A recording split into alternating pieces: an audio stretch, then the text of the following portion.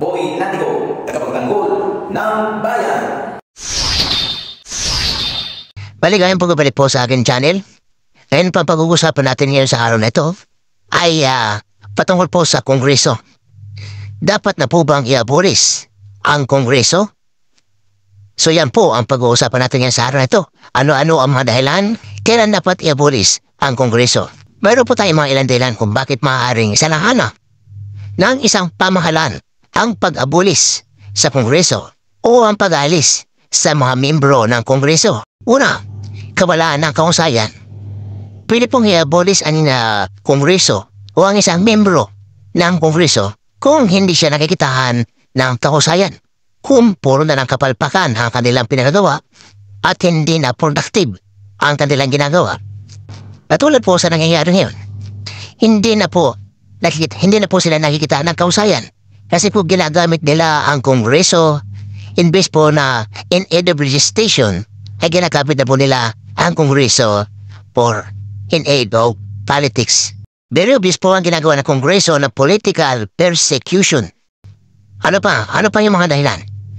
Tuloy, kung ang isang Kongreso ay itinuturing na hindi na epektibo o hindi na produktibo, maaaring isalang-alang ang isang pamahalaan na alisin ito upang may streamline ang mga proseso sa paggawa ng desisyon at mapabuti ang kahusayan ng pamamahala. Kayo po, kung hindi na talaga epektibo yung pinagagawa talaga dyan sa Kongreso, lalo-lalo na po yung yung mayabang niya na si Boy Contempt. So dapat po talaga, so sa akin po ay talagang panahon na para i-abolis ang Kongreso. Para i-abolis ang Quadcom. Unang-una, sobrang ng kabastusan at karapalan ng pamabastos ni Paduano sa mga resource person. Okay? Andyan na yung sisigawan niya yung resource person, pagtatawanan, at pagkatapos ikukontem. Wala siyang galang sa mataas na opisyal. Dapat na kondinahin ang mga congressman na walang ibang ginawa sa Kongreso kundi ang mamahiya, mambastos, magkontem sa kanilang mga resource person, partikular na kina PDA General Wilkins Villanueva at kay Grijaldo at sa staff ni VP Sara na si Zulaika Lopez. Isipin niyo po si Grijaldo, bagong operasyon, nagpapagaling sa ospital, pinalabas sa ospital at ikinuntem. Meron bang ganun? Tapos lantaran ng korupsyon ng speaker nyo. Lahat ng pan pinakailaman.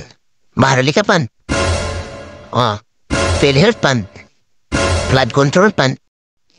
So wala na pong dahilan para hindi abolis ang Quadcom.